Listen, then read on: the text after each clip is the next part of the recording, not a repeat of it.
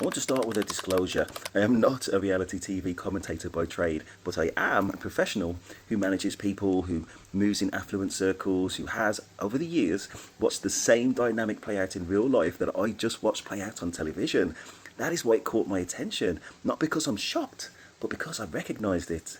This is about Ciara Murphy, a Pilates instructor, West London, Irish descent, and if you watch the show, somebody who presented a very specific set of priorities when it came to what she wanted from a partner. I'm going to call this what it looks like from where I sit, a very transactional playbook. Not a relationship, a transaction. And I want to walk you through the moves because they are textbook. So first I'm going to look at the profile. Here is the profile as it emerged.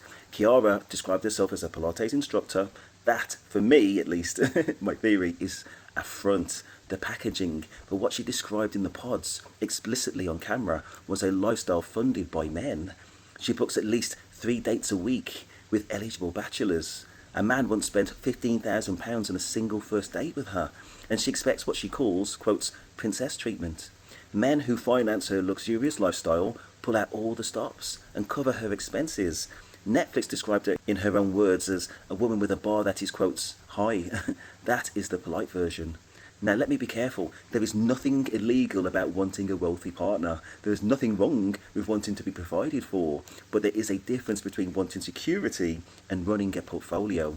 When you are booking 3 high-end dates a week to extract the maximum material benefit, you're not looking for a partner, you are managing assets, and that is a different job entirely. She's also at a specific demographic moment in her life, mid to late 20s, still youthful, but at the upper edge of the window where the, quotes, date multiple wealthy men strategy works without friction. The transition she needs to make, and I think she knows this, is from dating many to marrying one before the market shifts. And this is a structural position, and everything she did on the show, in my point of view, flowed from it. Next, we're going to talk about the suitors. Enter the 2 main prospects, Jack Bradshaw and Ajay Cheema. Jack is a chef from Cornwall, 30 years old, a free-spirited personality by his own description, creative, independent, but not financially structured. Ciara actually showed interest. She liked his energy, but the moment Ajay emerged as the stronger financial prospect, being a former banking associate, basketball career across the US and the UK, clear wealth markers, the attention pivoted. That is not speculation, that is what the edit showed. And here is where it gets interesting. When Jack ultimately rejected her, despite how much we get along, I do think I might be better suited with Fran. Fran? Not Fran, Faye. I mean, Jack, you can't even get her name right. It's Faye. told the house their date had been boring, chose Faye instead. Ciara did not just accept it, she reframed it. Told the group Jack was trying to maintain something with her. And I just think you just really need to think about what you want. And I'll be honest, I think overnight I really just kind of solidified in my head that I don't know if I can be that woman. No, we've established this already. That's what I'm saying to you. Spread a narrative that made her the one who walked away, or at least make the rejection mutual. I just spoke to Jack, I called things off with him. I want to pause on that for a moment, because it's not just gossip, it is psychology, and I've got a 2-1 in psychology.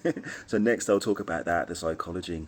She told the group Jack was pursuing her. She told herself, and possibly even believed it, that she was the one in control. And when she went to AJ, she made sure to frame the Jack situation on her terms first, before AJ could hear it from someone else. Because if AJ thinks Jack rejected her, that changes the power dynamic. If AJ thinks she let Jack go, she retains value. Ciara gets rejected by Jack and channels the humiliation into who technically dumped who. That is not an unfair read. And the name mistake, when Jack called her the wrong name, it was even messier than it looked. Jack was trying to leave Ciara for Faye. Instead, he blurted out Francesca, a completely different woman, already coupled with Joseph. He did not even know the name of the woman he was leaving Ciara for. Then he doubled down by greeting Faye and asking her about her, quotes, red nails, which was Ciara's nails he was remembering. It was not calculated. Perhaps it was chaos. And it made the rejection land worse because it was so careless, it felt like an insult. Next, I'm going to talk about the AJ problem, the man she chose, and the irony at the centre of this pairing. AJ was a banking associate. Before that, a professional basketball player with a career in the US and the UK. That is not a partnership. That is a customer. And in communities that still operate on reciprocal terms, they see it immediately. They do not need a psychology degree. They need eyes. So next I'm going to talk about the prenup test. I will tell you where it ends. The prenup conversation that will probably inevitably happen at some point. AJ comes from a background with a clear wealth history, a banking career, international sports career, family with traditional values. A prenup is not just likely. I think probably it is inevitable. And the moment that conversation happens, Ciara's position collapses. If she's in it for the lifestyle, a prenup says the lifestyle is conditional. The house, the trips, the dresses, they are not hers by right. They are subject to agreement. And if the marriage ends, she leaves with what she brought in, which by her own presentation is very little. And as for AJ, he's having second thoughts for exactly the reasons he should have seen on day one. She was upfront about her expectations. He chose to rationalise them. Now the bill is coming due, and he's realising that a start-up founder cannot pay a lifestyle bill that was written for when he was a banking associate. So next I'm going to look at the bigger pattern. I want to zoom out because this is not really about Ciara. She's one example of an archetype that I've seen repeatedly in the circles I move in. There is a cohort of women, and I'm not saying all women. I'm saying a specific cohort who've built a life around extraction of resources, not partnerships, extraction. They present as independent, pilates instructor, influencer, creative, whatever it may be. But the income from that work is negligible. The real income comes from men, gifts, trips, rent, begging, lifestyle subsidies.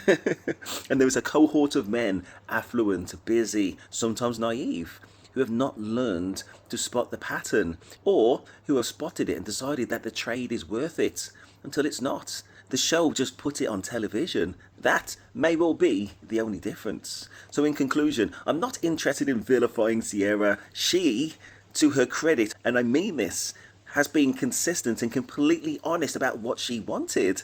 The problem is that what she wants is not sustainable for most men, and the man she chose can no longer provide it.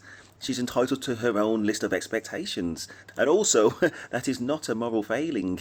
It is a miscalculation on both sides. Mostly on AJ's, to be honest, in my point of view. AJ should have known from the first conversation. Ciara should have known somebody who is now a startup fitness coach is no longer a banker. And the audience should know that what looks like romance on television is often just economics with better lighting. Episodes 9 and 10 drop this week. The reunion is on the 13th. I'll update if the finale changes anything I've said here. Please like and subscribe if this got you thinking. I will do a character study on each of the contestants I find interesting. And let me know your thoughts in the comments, and don't shoot the messenger.